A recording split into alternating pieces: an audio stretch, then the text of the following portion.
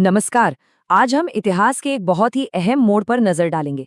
1920 और 30 के दशक में भारत में राष्ट्रवाद का उदय, जब ये एक जन आंदोलन बन गया। सोचिए, पहले विश्व युद्ध के बाद का समय है और भारत के स्वतंत्रता सेनानियों की पूरी एक पीढ़ी के सामने एक बहुत बड़ा सवाल खड़ा था। और इसका जवाब लेकर आए एक नए नेता, जिनका विचार बिल्कुल क्रांतिकारी था।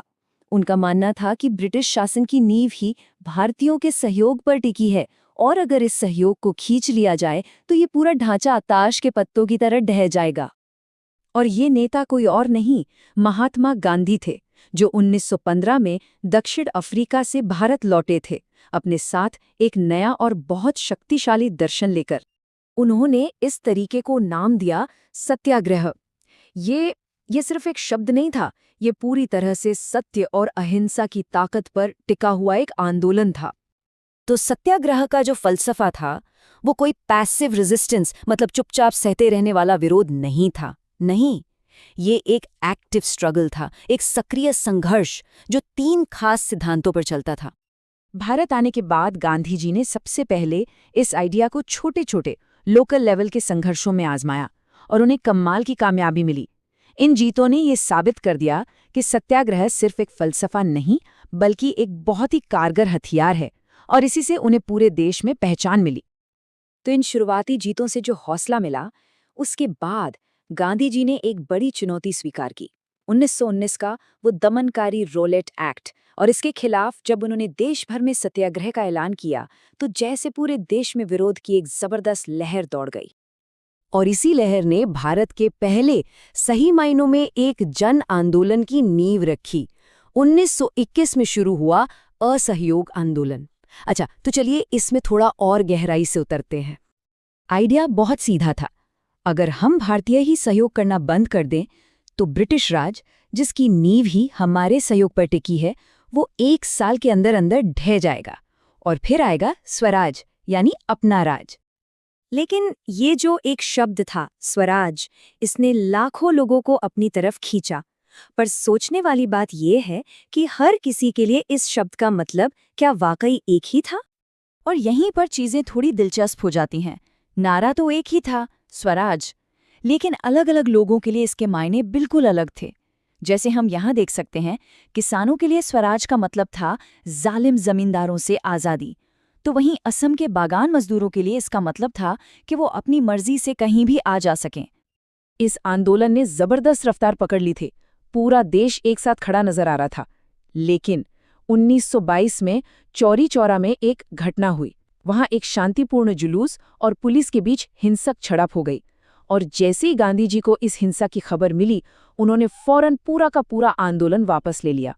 कुछ सालों के खामोशी के बाद 1920 के दशक का जो आखिरी दौर था, उसने भारत की सियासत में एक बार फिर से हलचल मचा दी, और इसने विरोध की एक दूसरी और इस बार पहले से भी ज्यादा विद्रोही लहर के लिए जमीन तैयार कर दी।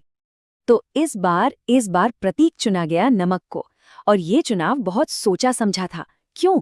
क्योंकि नमक एक ऐसी चीज थी जिसे अमीर गरीब हर कोई इस्तेमाल करता था, और इसने सबको एक ऐसे कानून के खिलाफ एकजुट कर दिया जिसे गांधी जी ब्रिटिश राज का सबसे दमनकारी चेहरा मानते थे। इस ऐतिहासिक सफर की शुरुआत बहुत ही मामूली ढंग से हुई। गांधी जी के साथ उनके सिर्फ 78 सबसे भरोसेमंद साथी थे। मंजिल थी 240 मील दूर, समुद्र के किनारे बसा दांडी नाम का एक छोटा सा कस्बा, और ये सफर पूरे 24 दिन चला।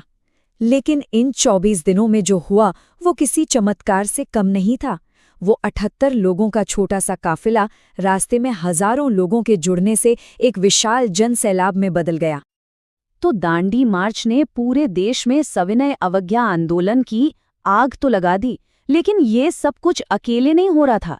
जैसा कि इस टाइमलाइन में हम देख सकते हैं, उस दौर में और भी कई बड़ी राजनीतिक हलचलें हो रही थीं जो इस आंदोलन की दिशा तय कर रही थी। लेकिन इस आंदोलन की एक सच्चाई ये भी थी कि इसने एकजुट भारत के विचार में जो गहरी दरारें थीं, उन्हें भी सामने ला दिया। कई दलित संगठन और मुस्लिम राजनीतिक पार्टियां इसमें पूरी तरह से शामिल नहीं हुई। उन्हें लगता था कि कांग्रेस का नेतृत्व उनकी खास जरूरतों और चिंताओं को नजरअंदाज कर रहा है।